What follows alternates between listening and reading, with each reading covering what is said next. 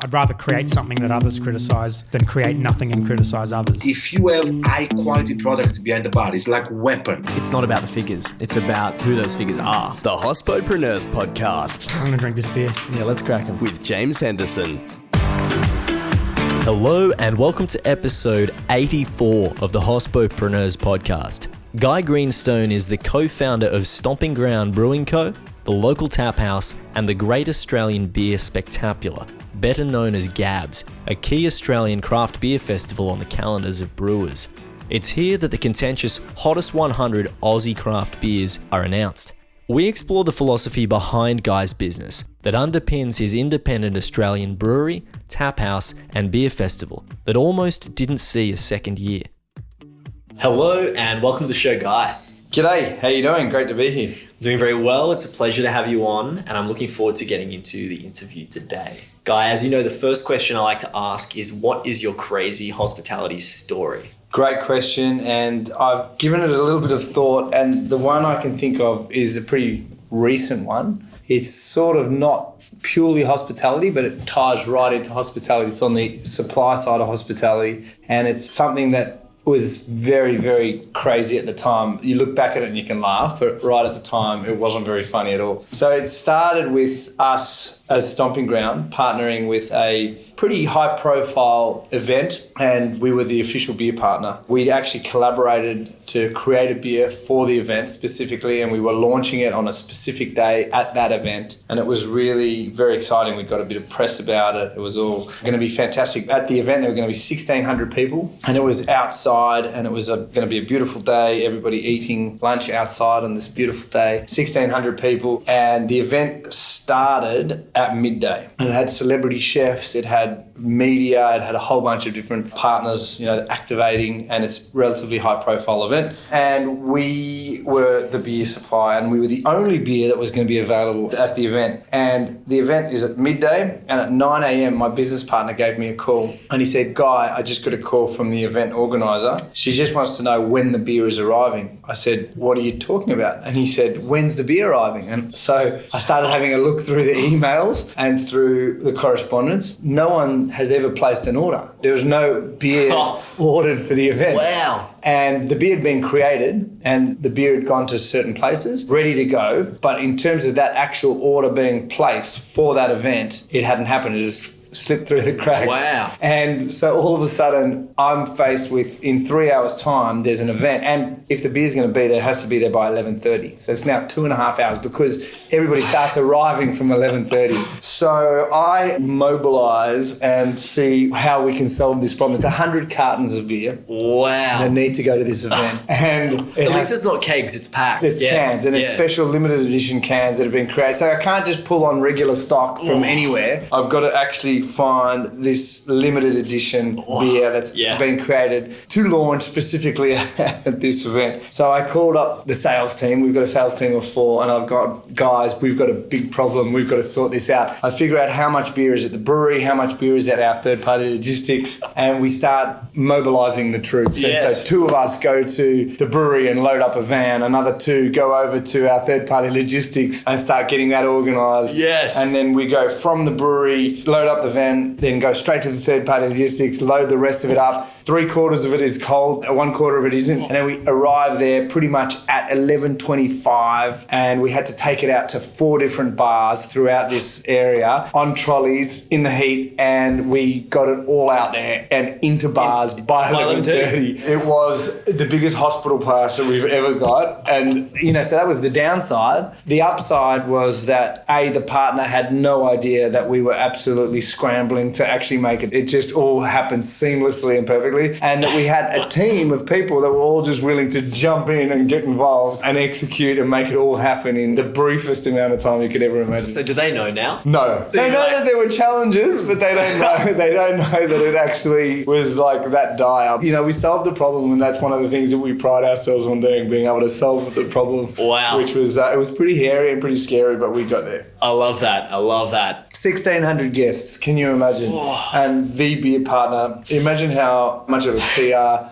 fuck up that would have Wow, been. yeah, you'd be in trouble after that for sure. But you made it. We made it. Thank you for the story. No worries. Guy, I'd love to know why you do what you do. On a really macro level, what it is that really inspires you about hospitality. The official line and my sense of purpose is to share my love of great beer with as many in the community as possible through exceptional experiences. And that's something that we talk a lot about throughout our various organisations. And that's completely true. But just to expand on that a little bit for myself, I get a real kick out of people having a great time. And I love it when they have a great time at our venue. I love it when they have a great time drinking my beer. And I love it when I think beer is the ultimate social lubricant when used responsibly. I think it allows people to let go a little bit, have a bit of fun, let loose, enjoy the flavours. Hospitality creates a place where people can have a couple of beers or wines or spirits and get to know each other. And I love facilitating that exceptional experience. What is it about beer specifically that's really attracted you? Hypothetically, it could have been wine or spirits. You just mentioned that in the answer there. But what is it that's really drawn you to beer? I think beer has got such a great personality. If you had to think about the different alcoholic beverages that one could consume, it has such a great personality. It's easygoing. It's not too pretentious. It doesn't take itself too seriously. It's got amazing history and it's got amazing credentials. It's been around for over 10,000 years and it's so versatile. It's also the kind of beverage you'd want to have as your mate. You know, it's the kind of beverage that you would want to hang out with. And I love everything about it. I think there's so many great flavors that come out of beer. The way it's made, it's always been something that I've really been passionate about. And I think people talk about their beer epiphany. I had like a series of beer epiphanies. One of them was snowboarding in Canada when a mate of mine introduced me to this thing called a microbrew. And it was a really malty beer. And he said, taste that. And I tasted it and it had just this flavour explosion and I just fell in love with it. And then also working with one of the big brewers when there weren't a lot of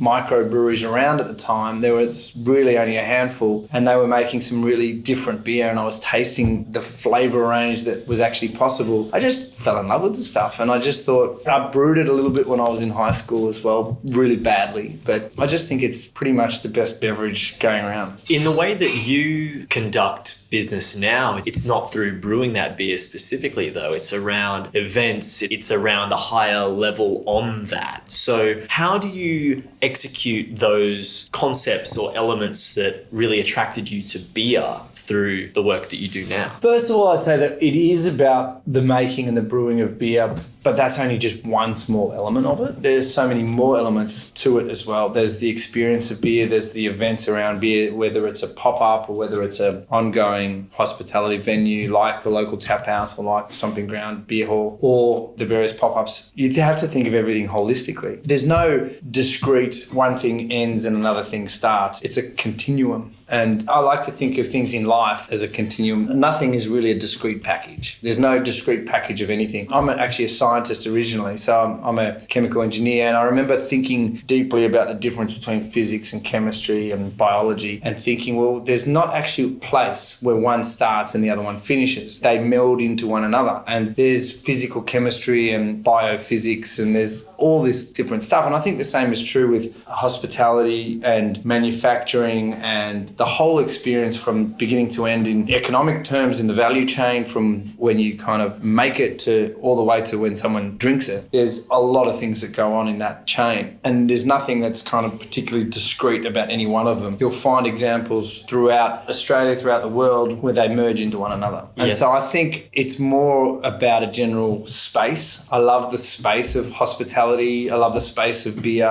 I love the space of experience. And these are all just elements that feed into that space. That summarized very well exactly what I'm trying to articulate through this program, that the economics of the industry really demonstrates how they all blend, how they meld into one concept, and that hospitality can be defined very, very broadly. And so that's why I bring in people from all different areas of the industry to discuss these sorts of concepts. Based then on the way that you look at the way you do business, how do you define what you do? It's a really tough question to answer because there's so many different elements. But one of the things I do do personally is I'm quite a people person. One of the things I love doing is bringing everybody along for the ride, and that manifests in a lot of different ways. Probably first and foremost is in team. We now have a team of probably over 100 people across the organisations, and I think by and large, if I had to sort of pull up stumps now and say, I'm never doing anything again, the single thing that I would say that I'm most proud of is providing career opportunities and training and opportunities for my team. And the one thing that I feel is the most amazing thing that I feel completely privileged to be a part of is a team that's working hard for a common goal and that is enjoying the process of working hard for that common goal. I absolutely get a kick out of building a team, inspiring a team, or having the team inspired by what it is that we're trying to achieve more specifically. And I'm enormously proud of the team that we've built and the caliber of person that chooses to work with us, because ultimately they do choose. They could work anywhere because they're good people and they could get a job anywhere. So I feel really proud that they've chosen to work with us and that we can keep them engaged and swimming in the same direction. And I think that that's probably one of the things that I love the most about what we do is the team. On that, it evolved into an answer around what it is that the business does again, but that really reflects what it is that you're honing in on. So I guess what you're doing is building teams. You're building teams behind a common goal. Yes, absolutely. And a common vision as well. What is that vision? So the vision is to share the love of great beer with as many in our community as possible through exceptional experiences. And we haven't arrived at that sort of accidentally. We talk about it internally a lot. So you're going to have to forgive me if it sounds a little bit robotic. But interestingly, it's a common purpose that I share with my two business partners and that we share with the broader team. We all seem to connect to this sense of purpose to share our love of great beer with as many in our community as possible through consistently exceptional experiences. So we use each one of those words deliberately. Of course. So share is about bringing everyone along for the ride. It's about being inclusive rather than exclusive. That's really important to us. Not only are we sharing experiences with one another and sharing the love and etc., but we expect our patrons and our staff to share as well, to be sharing kind of people. Love is a word that we use a lot because it's a word of passion. We want people to be passionate about our beer, passionate about the experience, passionate about our venues, passionate about the brand, etc. Great beer, we use the term great beer because whether it's the local tap house or whether it's GABS or whether it's Stomping Ground, great beer is front and center of everything that we do. It's not about craft beer because craft beer is a bit of a nebulous term. It's not about anything other than great beer. Great beer is something that should be celebrated and enjoyed. And while there's a lot of discourse around who made it and whether they're independent or not, that's certainly with the Stomping Ground hat on, something that's super important. But with the local tap house hat on and with the GABS hat on, it actually pales into irrelevance. It's more about just great beer and showcasing great beer and celebrating great beer. I'm going to take part of that answer and run with a new thread. You mentioned craft beer is a nebulous term. Yes. Tell us more about what that means to you. So there was microbreweries, and then the evolution of the term went from microbreweries to craft beer, and it was a Brewers Association driven term from the US. And it had rationale and reason for it because sometimes they weren't micro anymore, they were actually getting quite decent size. So how do you define them? You define them as craft beer because that captures the imagination of the fact that it's handcrafted and there's a lot of care and the ingredients are fantastic. I think that's really great, especially in America where there was a really clear definition of what constitutes craft beer and what doesn't. The issue is that here in Australia, craft beer is something that's very hard to define and has never really had that clear definition that existed in the US. And so as a result, the term was sort of hijacked by the big boys in a way where they were creating various beers that were considered craft beer. They started off as potentially craft beer, but then they became pretty macro and owned by the big boys. And as a consumer who maybe cares, a lot of consumers don't care, but if you are a consumer that does really care about where your beer is made, who made it, and the people behind it, etc., if you care about that sort of stuff, then the people that are calling their beer or masquerading as craft brewers, and I don't want to sort of name names because everybody's got a place in the world, but the non-conscious consumer could go to a bottle shop and completely be excused picking up one beer that is a craft beer, but it's made by some big giant company that has its headquarters in Belgium or in somewhere in Japan, whatever, versus an independent beer that's actually made by people that live in Australia, that are purely employed Australians. The the profits stay in Australia. And some people don't care. And it's not even so much about the Australian movement. It's about the fact that it's local and it's, you know, the people behind it. It's not some faceless, massive organisation. So the whole term craft beer is nebulous. It's very, very hard to define. Whereas independent beer, which is a term that we're using a lot more of these days, is a little bit easier to define because the Independent Brewers Association has now defined it in terms of ownership, in terms of size. I think there's three main criteria. Ownership and size are two of them. I can't remember the third. And that is something that some consumers really care about. Not all consumers. I'm interested because you've seen it from both sides as well, because of your work background. So just to explain to listeners a little bit, how did you then come in to do what you do now? As in what I do now at Stomping Ground or at the Taphouse or at... I know you see it as a continuum. Yeah, it is a continuum. I think it's important to note that macro beer plays an important part. You know, for instance, my introduction or my apprenticeship in great beer was at one of the big breweries. And there weren't a lot of craft breweries or independent breweries at the time. I gravitated towards the James Squire brews, and I think it was one of the first IPAs on the market came from James Squire in Australia. They made a great porter. The Pilsner was fantastic. I really enjoyed it. But also the people that worked in the greater organisation, which is Lion, which included Tui's and the 4X's of the world, etc. They were really amazing people, and their people processes were fantastic, and I learned a hell of a lot from them. And also they were really passionate about brand, which I learned a lot from as well. One of the things that I found interesting and that always didn't quite gel with me was their passion for the brand was much stronger than their passion for the liquid. And they didn't really have a clue of how it was made by and large. I'm being very general. And there's a real disconnect between the marketing team and the brewing team or the sales team and between above the line and below the line. So for me, I wanted to distill everything that I'd learnt from the positives and really sort of bring that into production, the care for the liquid as well. So I think that's one of the biggest differences between big macro beer and smaller independent beer. And you've met a lot of craft brewers and people who've started craft breweries. So how do you think or how do you believe they can keep that attachment between your words above the line and below the line from marketing and product? How can they retain that connection? It's a good question because I'm not sure that everybody cares. The craft beer or the independent beer sector at the moment is pretty crowded. There's about 650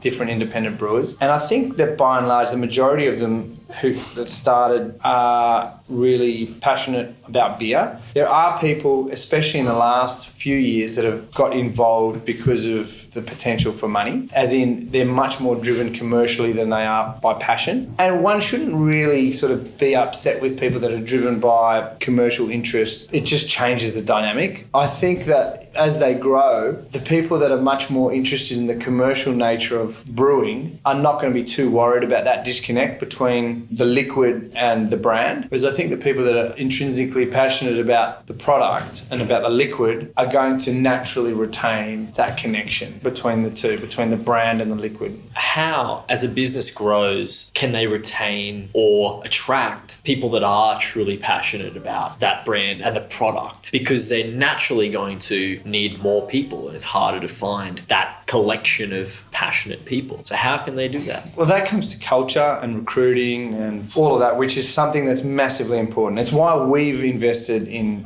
Roxy Bubis, who's been in the industry in one way or another for a very long time and is someone I always admired as a person from afar. And when she worked with us on a casual basis, she was looking for, what to do next. And having seen people processes and how important people processes can be at Lion and other places, I was really keen to invest ahead of the curve. So she came on board a couple of years ago. And the main rationale for it being that as we grow and we don't have, myself and Steve and Justin have the opportunity to be intimately connected with every single person that works with us anymore, we've built an amazing culture, and culture is so key. We weren't willing to just allow that to continue to develop by chance. We wanted to make sure that we developed it in a little bit more of a strategic and focused fashion. So we wanted to retain the great culture that we had, grow that culture, and make sure that the DNA of our group cared about beer, cared about the liquid, cared about the brand, cared about the entire organisation. And so we recruit and train and develop people accordingly so that there is always that connection back to the actual product and the liquid. Naturally, the next question for me to ask would be how you then do that. But I think a better question is going to be, in that recruitment, in that training, how do you then make that part of what's set in stone in your culture? Systems and processes, really, and recruiting. So when we recruit for people that our sense of purpose resonates with. There's no point in trying to fit a square peg into a round hole. It's not to say that everybody has to be the same person. We need an entire spectrum of people that we work with in every single role, in every single part of the business, but they all need to be able to connect with our sense of purpose. And so having a very clear sense of purpose is important so that the people that we employ and that engage with us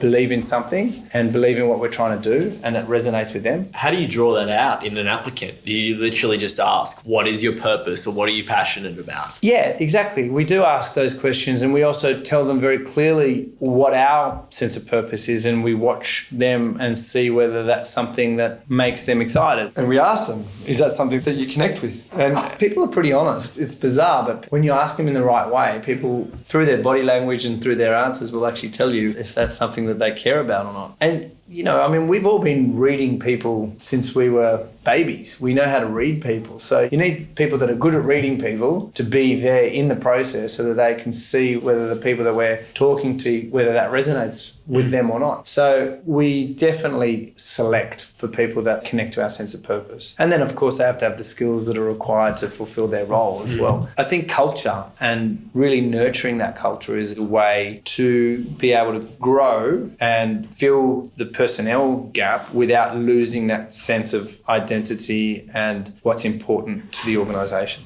I want to ask you a little bit more about GABS. Sure. So GABS is a massive Australian beer event for those who haven't heard of GABS before. But Guy, to build GABS and to bring that number of people together requires a lot of different elements. So I'm not even going to ask what the first step is to do that, because the first step is really just to make a to-do list to be able to contact. But what's something that you've really taken away from the experience of building a massive event like that, and something that's really going to hold people in good stead to know if they are starting another event that they intend to build into something like GABS? Sure. Well, first of all, I'll tell you that the emergence or the way GABS developed was somewhat organic. Steve and I were looking for something to do on a greater scale. We used to have quarterly events at the local tap house here in St Kilda, but also in Darlinghurst. We used to theme them, whether it was Italian Beer Spectacular or Anzac Spectacular or the Star Spangled Spectacular, Moose Mountie Spectacular. So we had all these beer-related themed events. The staff would get dressed up in the theme, and we'd have Italian food, or we'd have American food or Canadian food, etc. And it was always a great day. We'd have a massive amount of people. And one day we decided to start to do the Great Australian Beer Spectacular, where we invited 20 different brewers to brew a beer especially for the event. And much to our delight, they all responded and they all brewed a beer especially for the event. And it just went nuts. We had queues out the door at both venues. We couldn't fit another person in, and all of the brewers showed up here in St Kilda. There was a buzz. Everybody couldn't wait to see what the Stone and Wood guys had done, or the guys from Bright had done, or whatever the case may be. There was a buzz about it, and that's why it resonated. And we knew that we'd sort of touched on something. So the kernel of it was quite organic. It had happened from being somewhat innovative at the venues and doing some fun, innovative stuff. Then the next step really was about having the intestinal fortitude to actually go big. And we ended up finding, Steve rang me, he was in the car, and he rang me and said, I found the venue. I said, what are you talking about? He goes, I found the venue for the festival next year. I said, what is it? He said, the Royal Exhibition Building. It's magnificent. And I've called them, like Steve does, and they can fit us in, and I've got a pencil hole into this place. I said, right, okay. And then we had a look at the space, and it was massive, and we thought, we were only going to take one of the naves, like the Western nave. And we had a meeting with the bloke called Craig Williams, who incidentally is now our event director many years later. And he said, said he was working with The Age at the time, or Fairfax more broadly, and he was the sponsorships manager. And we pitched this idea to him that we were going to do this festival, and would The Age be keen to become a media partner. They were right into the food and wine as Fairfax, but they knew that beer was an emerging thing, and Craig had the foresight to say, okay, well, we'll back you. So with that, we decided to take the entire Royal Exhibition building. Ballsy move that in reality almost brought us unstuck, because we then invested a lot in infrastructure, and we designed this whole system, this bar system that was going to mean that anybody could get any beer that they wanted in the paddle, and it was a great system, only that it broke under pressure. We were a bit of a victim of our own success in that first year, because we were hoping for maybe something like 4,000 people. We got 8,000 or maybe a little bit more, and it was awesome, very basic, and it was all about the festival beers, and we had 89 festival beers from memory, or maybe 69, something like that. And the issue was that the queues were 45 minutes long at their worst, and people paid money to get in, had to queue 45 minutes at worst to get a beer, and we were getting lynched on social media. We were getting a lot of people being very supportive, but a lot of people lynching us as well. So to answer your question, it was very, very, very tough beginning. We had to have very strong self-belief to make it happen. We also jumped into something we didn't know a heap about, so we had to be somewhat risk takers. But then also we had to have immediate and very quick post-mortems or debriefs after every session to see what went wrong, how can we fix it, what can we do better. And I mean, at one stage I remember seeing Steve at one of the stairwells, and he was starfish on the bottom of the stairwell looking up at the sky thinking life is over because we've just stuffed it that badly, because he was more involved in the social media side of things than I was. So he's reading all those negative reviews. He was reading the negative reviews, and I was saying, look, we can only do what we can do, let's just do it. And we almost lost everything. It was almost over. Like, we basically lost a whole bunch of money that we couldn't afford to lose, and it was only lucky that we had two other healthy businesses that actually afforded us the ability to sort of sustain those sorts of losses. We had some very understanding suppliers that were okay to not get paid for a while. We paid every single person in the end. It just took us a while, sometimes up to 6 months, but we picked ourselves up. We had some pretty tough conversations with ourselves and with each other and with our partners, and we ended up saying, do we think we can go again, and can we do better? With that, there are two things that I pulled out of that. I'm going to ask the first one first around events then. So obviously you had a diversified enough portfolio of businesses to pull through to host another event ultimately. Do you recommend people start events before they already have another business in their portfolio? Look, it's a hard question to answer because it depends on the size and the scale and the nature of the event and how well they know that space. It's almost like any business that I've come aware of, that if you don't know much about the space that you're operating in, that it's a recipe for disaster. While we hadn't really done events on that scale before, it's effectively a very large scale food and bev offer, really. It's got a little bit of added complexity in that there's some ticketing and marketing in advance, etc. But ultimately it's one big party, and we've done lots of those at the venues. So I wouldn't recommend anyone goes into something having not researched it thoroughly. I do believe in having a go and having a crack and doing the best, but you don't know what you don't know. And we certainly didn't know what we didn't know. Now, we got lucky because we did have other businesses. Would we do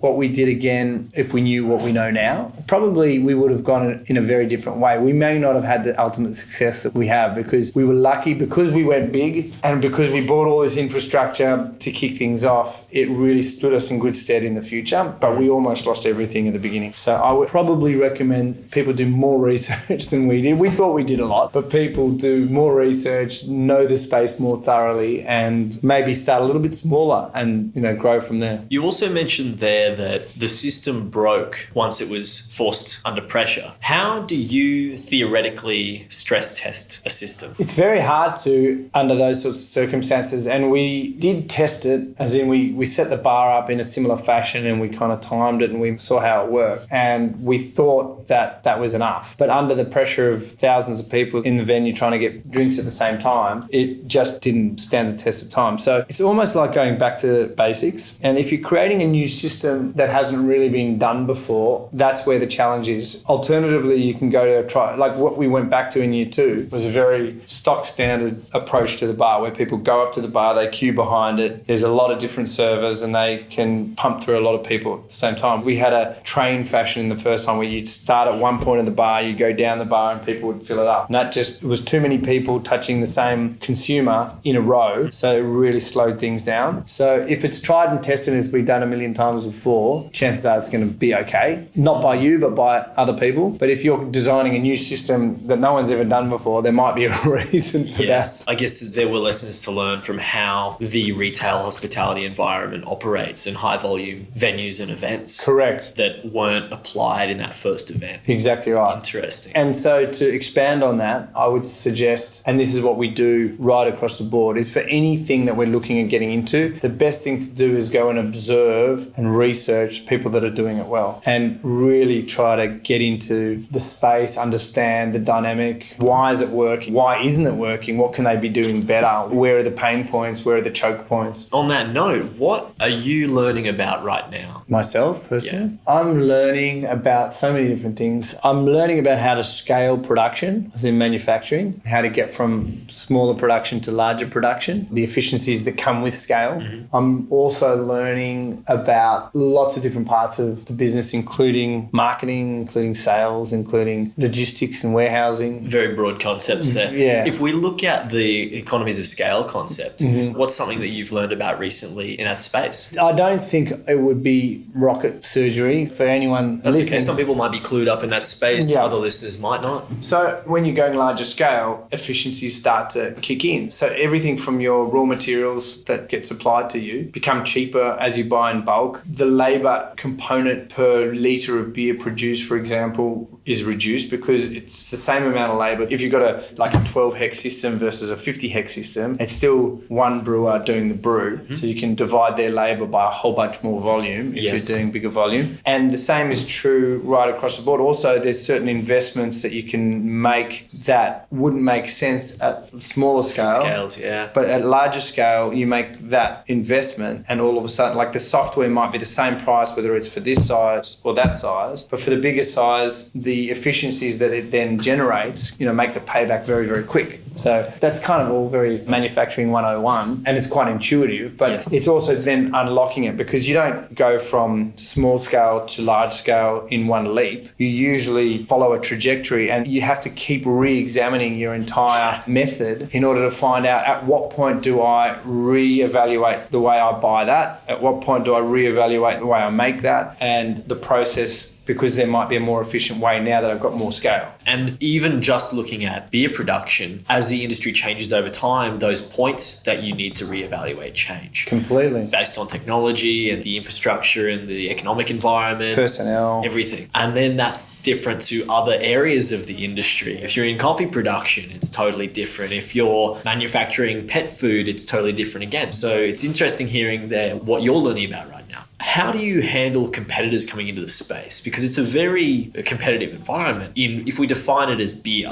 which is incredibly broad and dense, how do you handle competitors? First of all, we're very lucky that the beer industry, certainly the independent beer sector, is full of on the whole, I heard someone from Stone say that it was 99% dickhead free or arsehole free, something like that. And I think that's true. We've got a whole bunch of fantastic people in the industry. We're relatively collegial in that we tend to support one another and we tend to help one another out. We've had a lot of support along the way, certainly on the brewing side of things, from people that we made friends with in our previous journey through GABS and through the taphouse. They were more than happy to lend us a hand and give us advice along the way. We've also had the opposite, where new people coming into the market have been asking us for advice and we've been more than happy to give it. I think competition is healthy, and I think that the more competition there is, it does make it more challenging, but it makes you have to focus on the fundamentals. And a good example is the local tap house. When we opened up the local tap house 12 years ago, there weren't a lot of other craft beer venues around. There were a couple. But as craft beer has then sort of emerged and become quite a thing in Australia, that point of difference, being a specialty beer venue in Melbourne 12 years ago was a pretty big deal. There weren't very many others. And so anyone who was remotely interested in beer came here and were really interested by it. And those that just love the novelty factor would come and check it out. The reality is now there's heaps of beer bars, and that point of difference has been eroded over time. So we've had to get really creative with respect to some of the things we do. We've also had to focus on the fundamentals. What are the key things we have to get right? What are the success factors of being a great venue? And that is great customer service, all the elements that come together to make a venue great. Great food, excellent beer selection, people that are really friendly, good ambience, great lighting, great music, all of those things. You've got to get all those right. And then you're a great craft beer bar on top of that is the extra X factor, but you've got to get the fundamentals right. And it's the same with being a brewery. If you're a brewery in a very competitive space, you have to get the fundamentals right. Great product, great liquid, great brand, and then a really strong sense of purpose. And something that people connect with, not only your staff, but consumers and the customers as well, because it's not a direct-to-consumer approach in brewing, other than through the beer hall. It's usually through a bottle shop or a venue or a bar. So you have to appeal to all those people as well. So I don't know if I answered the question, but it's really about getting the fundamentals right and being true to yourself and not trying to mimic or copy anyone, but having a really strong sense of identity and doing what you believe is the right thing to do. I'd like to have a quick little question on a different route. Who tells you when you're wrong? My business partners all the time. We all tell each other when we're wrong. We have a lot of strong debate about anything that we want to do, and I think we usually arrive at an outcome that is a stronger outcome than had we not had that debate. So we don't always agree, and we have some very strong personalities around the table, and we usually arrive at a pretty good place and are better for having had the vigorous debate. I'm often wrong, and so are my business partners. It's about having a crack though, and also not being too I told you so when you are and they're not, or having your nose rubbed in it when you're not and they are. And I think we've achieved that balance. You've articulated that we need to observe things. We should be watching as much as possible as to what's going on, which shows how you look at things, right? So what have you seen in the hospitality industry from a retail lens that you would like to maybe not change sociologically, but for people to know or to adapt to? Something that you want to be there that isn't, or you think that is going to be there that will be? Hospitality for me is about people and customer service. And I think that one of the things that is there and should always be there is a real sense of connecting with the consumer and the customer. And I think product knowledge, I think education is fundamental, so that the staff are really engaged in what they're doing and the products that they're selling, and that they're able to then impart that knowledge and educate in turn the consumer. Not in a shove it down your throat kind of way, but in a, hey, I'm interested in this, I'm asking the question, I'm ready to learn a little bit more, and it's your role as someone in hospitality to impart that knowledge. So I think that I'd love to see more education. What we've seen historically in Australia is real effort put into things like decor, music, menu, wine lists, and beer lists has often been a very poor cousin to all of those. And you can often walk into a really great restaurant and get a beer list that is 10 lagers and that's it. And they're all international lagers. You might get one or two locals, but they're still lagers. Or you might get, out of 10, you might get 8. And it's like going and seeing a wine list that's 8 Sauvignon Blancs and maybe 1 Chardonnay and then 1 Cab Sav. And it's just, who would ever do that? But they do it with beer all the time. So one of the things I'd like to see is a little bit of education around the selection of beer and trying to really support local, fresh beer, craft beer. To drive that, is that consumer driven or is that trade driven? It's both. It's brewery driven as well. As we become a bigger, louder voice in the marketplace, what we do is we employ sales guys, and our sales guys then go out and spruik this. And as a result, more and more people become educated, and slowly the tide starts to turn. The other key thing, and it's a tough one, is a lot of people like to take a check for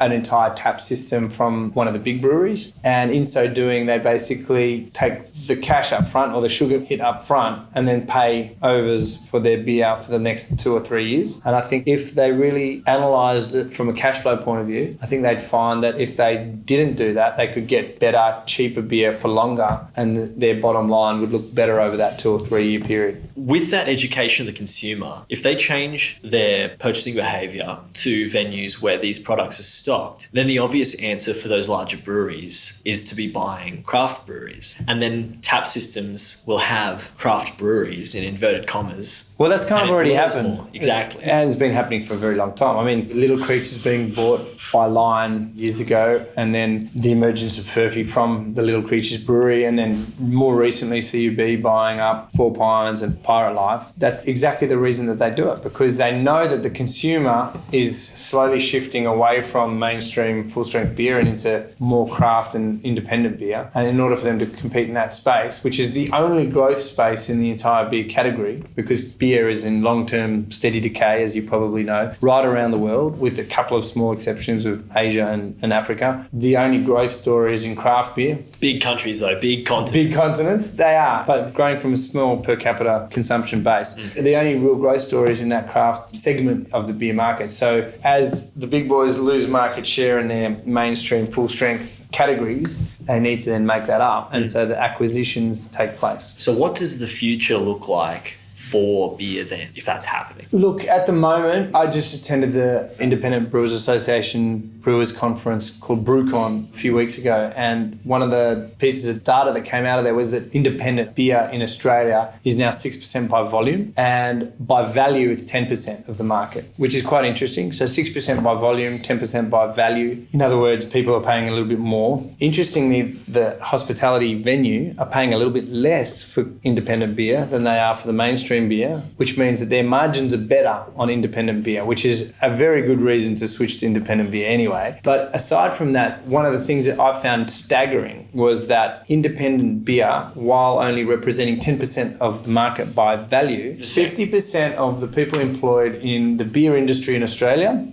are employed by independents, even though they only represent 10% of the sales by value. Now, that's staggering. That means that we are gloriously inefficient. That means that we employ 10 times as many people as the big boys, which is mad. I mean, it's awesome. We're gloriously inefficient. That means that we are much bigger jobs creators than the big guys, and that the money all stays here.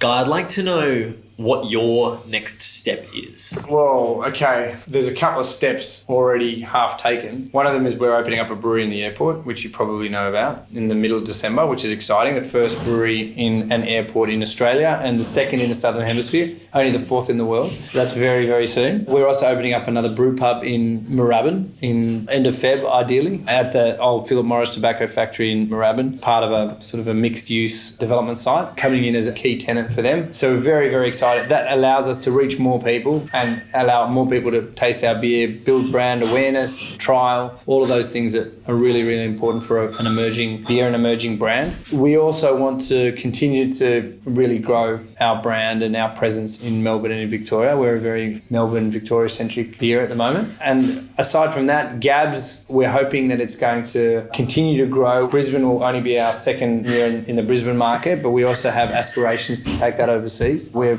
pretty excited to take it to potentially other continents. Asia is right on up there, and so is the US. Aside from that, the tap house continues to just do great things and just be the heart of where and what we started. So in terms of what's next, more in the beer space. Guy, out of anyone in the world, who would you like to hear on the show next? Oh, wow. Anyone in the world? Anyone alive today? Can I give more than one answer? Of course. Okay, there's a bloke called Denny Myers who wrote a book called Setting the Table, who I enormously admire, and I think he's got some great ideas and concepts. Great to hear you interview him. I really admire a bloke called Jamie Cook, who's from Stoner Wood. I'm not sure if I think he's already... He's on the show, episode 50. Oh, there you go. He's a really smart guy and someone who I admire a lot. I'd love to hear you interview, from a brewing point of view, a bloke called Sterling from Bolter. He's the brand guy, and I think what Bolter do is phenomenal. I think Sterling and I might be acquainted. Okay, very good.